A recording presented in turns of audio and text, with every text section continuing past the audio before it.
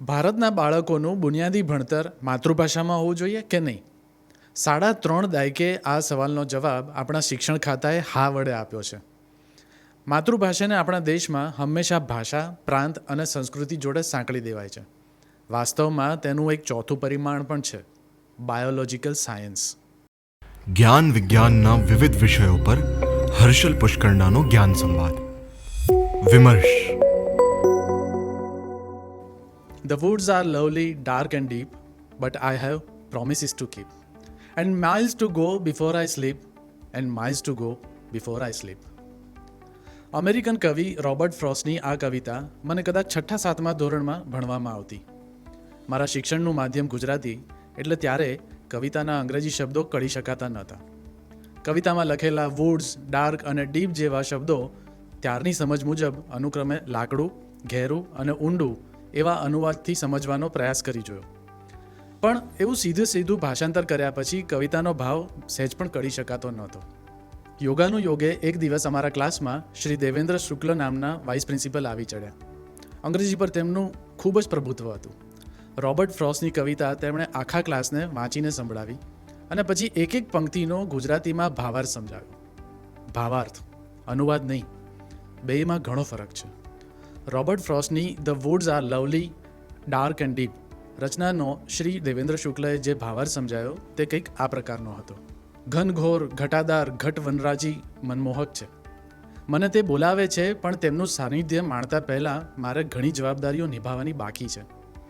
આંખો મીચાય તે પહેલાં જીવનની લાંબી પડકારજનક સફર પૂરી કરવાની છે. ગેરસમજ ન કરતા આજનો વિમર્શ સંવાદ સાહિત્યનો નથી, બલકે વાત માતૃભાષામાં શિક્ષણની અને તેની પાછળ રહેલા મગજના બાયોકેમિકલ રિએક્શનની છે. રોબર્ટ ફ્રોસ્ટની કવિતાનો પ્રસંગ એટલા માટે કહી સંભળાયો કે તેને વિમર્શના મૂળ વિષય જોડે ડાયરેક્ટ નાતો છે. પરંતુ 6-7મા ધોરણનો આ પ્રસંગ હજી યાદ રહ્યો તેનું કારણ શું? પહેલું કારણ તો જાણે શ્રી દેવેન્દ્ર શુક્લ જેવા પીઢ શિક્ષક જેમણે અંગ્રેજી શબ્દોનું કઠણ કાચલું તોડી આપ્યું અને તેની અંદર છુપાયેલો ગૂઢાર્થ સરળ ગુજરાતી શબ્દોમાં સમજાવી દીધો. બીજું કારણ ગુજરાતી ભાષા પોતે છે. ગુજરાતી, મારી માતૃભાષા. માતૃભાષા શબ્દ સાંભળીને સૌને એક અનોખી લાગણી જન્મતી હોય છે. ભાષા પોતીકી લાગવા માંડે છે. તેના પ્રત્યે આદર જન્મે છે અને જેના માટે આદર હોય તેના પ્રત્યે ગર્વ તો થાય જ.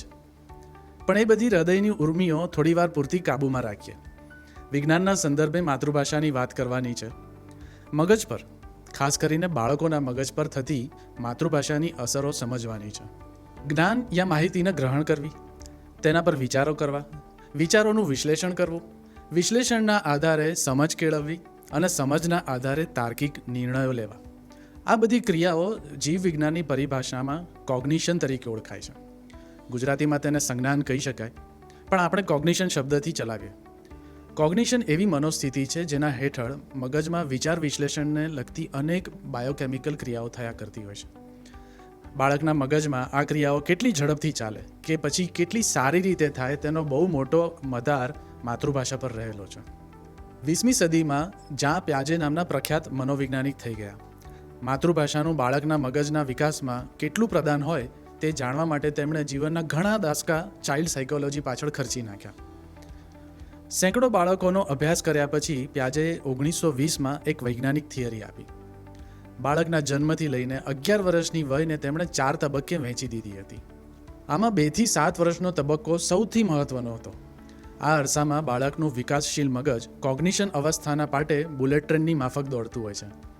માતા પિતા તથા પરિવારના સભ્યો દ્વારા બોલાતા શબ્દોને તે કાન વડે ઝીલે છે. શરૂઆતમાં સ્વાભાવિક રીતે એ શબ્દો તેના માટે અર્થહીન હોય, પરંતુ મોટર કાર જેવો કોઈ શબ્દ જોડે એ શબ્દનું સૂચક દ્રશ્ય, દાખલા તરીકે રસ્તે દોડતી મોટર પણ તેને જોવા મળી જાય ત્યારે કોગ્નિશન ક્રિયા હેઠળ શબ્દનો અર્થ તેના મગજમાં બરાબર રજીસ્ટર થઈ જાય છે. આ છે માતૃભાષા સાથે તેનો પહેલો નાતો.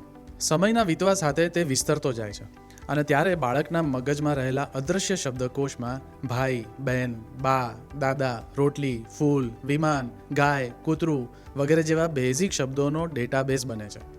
આગળ જતાં બાળક જ્યારે ગાડી જુએ ત્યારે મગજના શબ્દકોશમાંથી ગાડી શબ્દ આપોઆપ પ્રગટ થાય છે.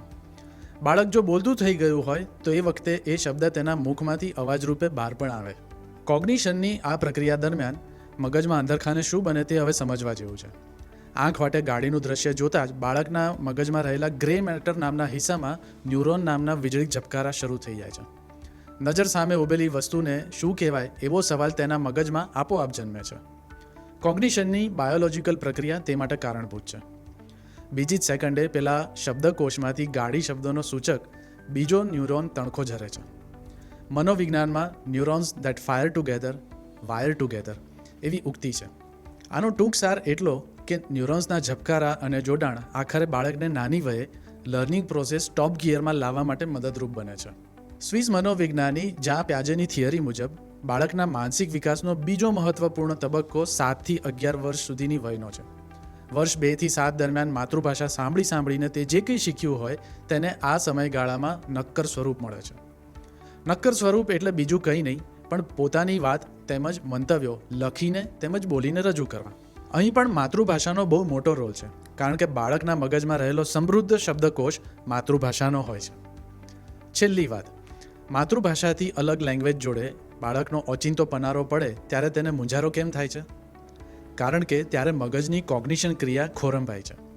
જેમ કે પાણી માટે તેના શબ્દ ભંડોળમાં ભૂ અને જળ જેવા પર્યાય સંગ્રહાયેલા હોય, પરંતુ H2O જેવો વર્ડ સાંભળીને પાણી જોડે તેનો મેળ જામતો નથી. રોબર્ટ ફ્રોસ્ટની કવિતામાં વુડ શબ્દ જંગલ માટેનો હોવાનો તેના મનમાં સ્પાર્ક થતો નથી. મગજ ચક્રાવે ચડી જાય છે, જેને મનોવિજ્ઞાનની ભાષામાં કોગ્નિટિવ કોન્ફ્લિક્ટ કહે છે. આવા સંઘર્ષ છેવટે બાળકની લર્નિંગ પ્રોસેસ પર એક યા બીજી રીતે અસર કરતા હોય છે. આ બધા તારણો મનોવિજ્ઞાનીઓએ લાંબા વૈજ્ઞાનિક અભ્યાસોથી કાઢેલા છે. આથી જ તો યુનેસ્કોએ આજથી 30-40 વર્ષ પહેલાં બાળકોનું બુનિયાદી શિક્ષણ માતૃભાષામાં આપવાની પહેલ કરતો પરિપત્ર બહાર પાડેલો હતો. આથી જ તો Germany, France, Italy, Portugal, Spain વગેરે જેવા યુરોપી દેશોએ તથા જાપાન, કોરિયા, મલેશિયા, ચીન જેવા એશિયાઈ દેશોએ બુનિયાદી શિક્ષણમાં અંગ્રેજીને સેકન્ડ લેંગ્વેજ તરીકે અપનાવી છે. આખરે તો અંગ્રેજી વિના જગતનું ગાડું ક્યાં ચાલવાનું છે? વિમર્શ ચર્ચાનો ટૂંક સાર એટલો કે માતૃભાષા, ચાહે તે ગુજરાતી હોય કે મરાઠી, બંગાળી, પંજાબી કે તમિલ તેલુગુ, એ ફક્ત ને ફક્ત ભાષા યા સંસ્કૃતિની ધરોહર જ નથી, બલકે તેની સાથે બાળકના મસ્તિષ્ક વિકાસનું વિજ્ઞાન ગાઢ રીતે જોડાયેલું છે. અંગત વિચારો અને મંતવ્યો ભિન્ન ભિન્ન હોઈ શકે, વિજ્ઞાન તો આખી દુનિયાને એક જ લાકડીએ હાંકે.